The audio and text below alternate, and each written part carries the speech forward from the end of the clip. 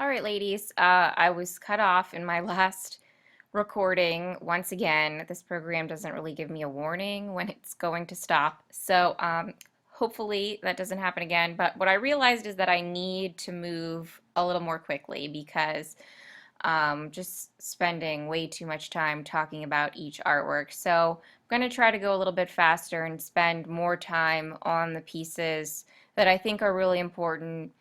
You need to do the reading on your own. So do not rely just on these podcasts or just by breezing through the PowerPoints. You need to do the reading, okay? So in my last lecture, I was talking about the Ghent Altarpiece.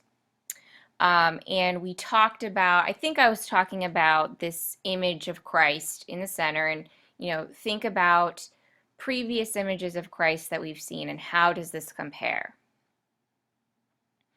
Okay, hopefully you are taking note of his very, royal looking outfit. Okay, very vibrant colors. He's wearing this giant crown. He also has this worldly crown in front of him, and I have a detail of it, which is amazing. Um,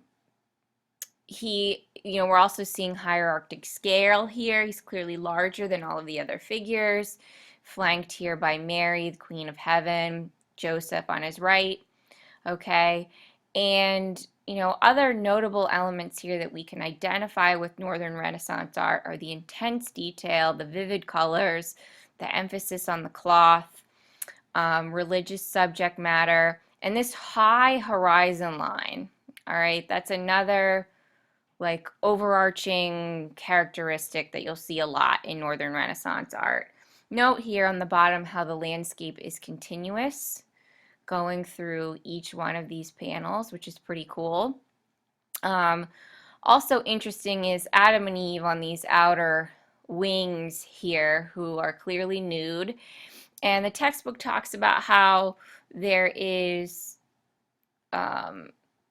influence of classical art because of the contrapposto in Eve's stance, and also characteristic of Northern Renaissance are these highly realistic individualized faces, which we'll see again in this chapter. We do see a return to portraiture, which is pretty cool.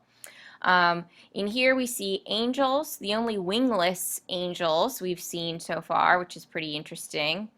And then on the bottom here, you have the Lamb of God. Here's a little close-up for you. Okay. So this is what I mean. You really can't get a sense of all of this just from looking at this picture. So I did Google some details from the altarpiece. So the Lamb of God heart is bleeding into this chalice. But, look at all of this detail. You have engraving here. And Van Eyck was also known for labeling his work with his name. And he also has a lot of inscriptions. So the inscription above Christ says, "This is God, all-powerful in his divine majesty, of all the best, by the gentlest of his goodness, the most liberal giver, because of his infinite generosity." So Christ is seen as, all-powerful, all-knowing, and has this sort of peaceful look on his face, which again is hard to tell from this slide. The other interesting thing about Adam and Eve is that in the 19th century, the church became paranoid about having these nude figures be seen, so they had them clothed. At one time there were clothes painted on top of them, but then later on these were removed. So I thought that was kind of funny. So moving along, here's the crown, okay? And this is what I mean by intense detail that can only be achieved by oil paints, layering translucent layers of color. Okay, so I mean, if you just look at these jewels and these pearls, it's absolutely amazing the way Van Eyck was able to capture the highlights and really make these gems look like they're three-dimensional and shiny. So, pretty amazing. Okay, And then this is more about oil paint. I embedded a video about oil paint from Khan Academy, so you can hear our friends talking very enthusiastically about this medium. Okay, here's another really important altarpieces. So by the end of this chapter, you're going to be just overwhelmed, saturated with altarpieces. So this is a central panel of a triptych. So if we compare this to the Ghent Altarpiece, think about the composition.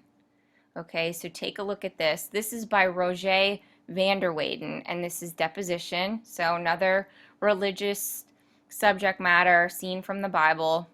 Okay, and this is in Belgium, done in 1435. Again, oil paints. But look at the composition. Look at the figures' facial expressions. Okay, lots of emotion going on, and lots of movement going on. Look at how Christ's body is sort of draped in the center of this composition. So a lot more movement going on, and also incorporated here is this element of rhythm.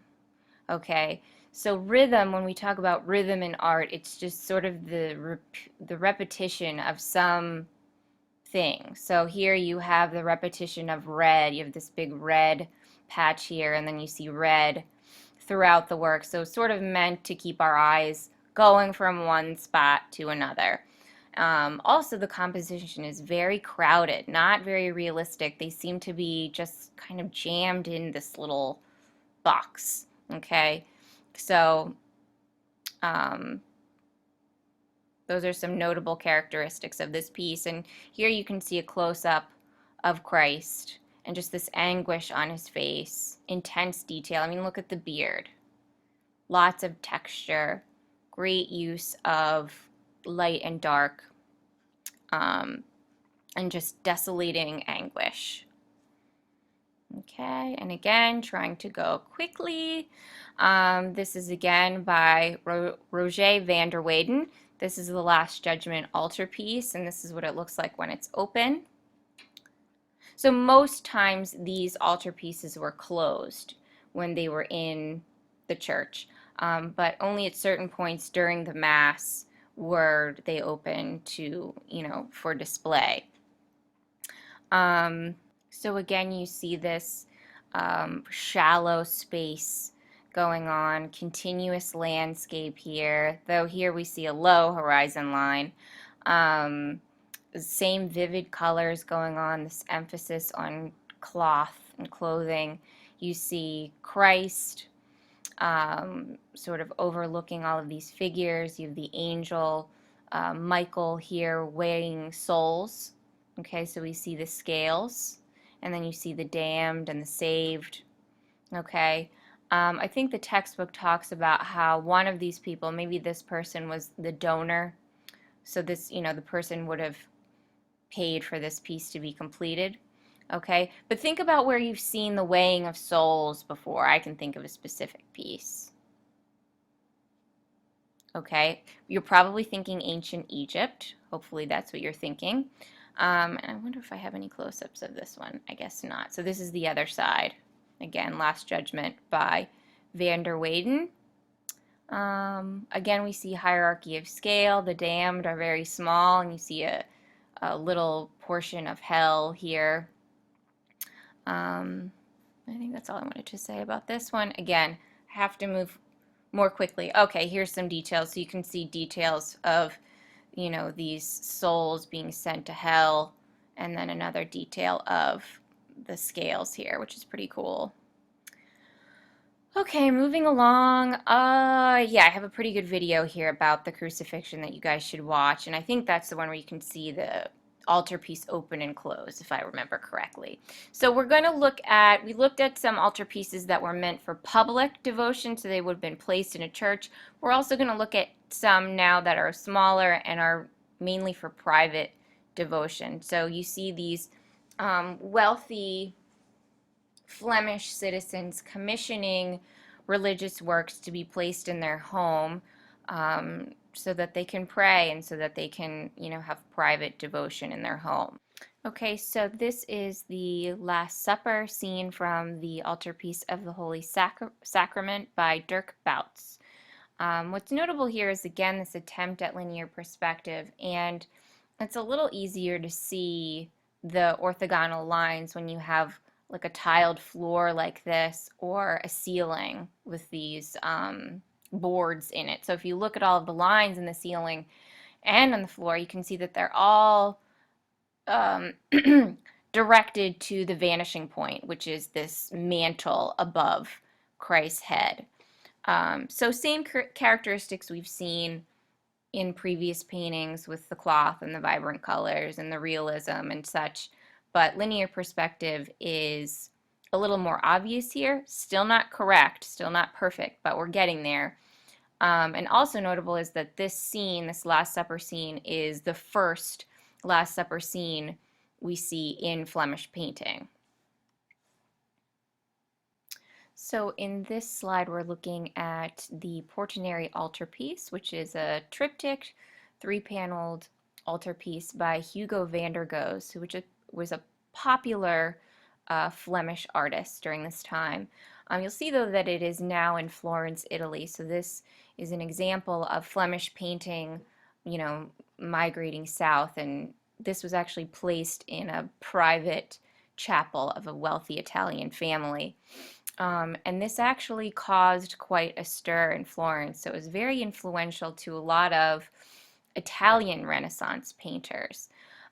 We also see some influence of medieval art. So Van der Goes used some medieval pictorial devices in the background, and we also see some tiny scenes in the background from the Old Testament.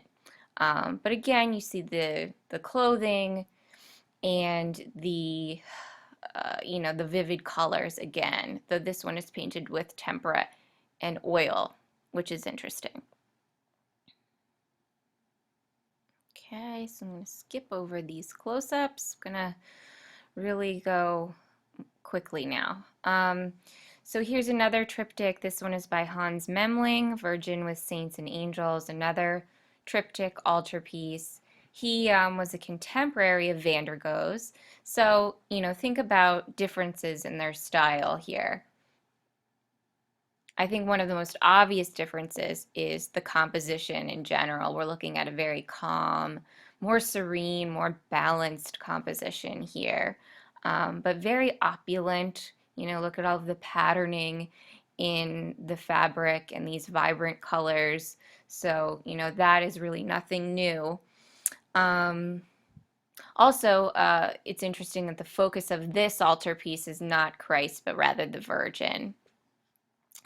Okay, moving along. Okay, and so this is one of the small private devotional altarpieces that I was talking about earlier. So, and this one's cool because it's the Annunciation, but it's the Annunciation sort of inside someone's private home. So this is really the first time we've seen anything like this. And before I get cut off again, because I'm running out of time, I'm going to have to record a third lecture in order to cover everything in this chapter. So just letting you guys know, I'm not going to get through everything just now. So we see the angel Gabriel, we see Mary, we see this layers of oil paint creating all of this dimension in the fabric. And the cool thing about this image here is the symbolism going on. I think symbolism is really interesting, and we're going to see more of that in some later Flemish art. But you can take note of this picture and this lily being a symbol of the Virgin Mary. The candle is a symbol of Christ's divinity. And then there's a mouse trap in another portion of the triptych that's also symbolic for something. I forget, it's in your textbook. But take note of these figures here on the left. These are the donors. So these are the, Flemish people who have commissioned this artwork, paid an artist to create this to keep in their home. Okay, but just, this sense of space is all characteristic of Northern Renaissance. Okay. So, and that was Robert Camp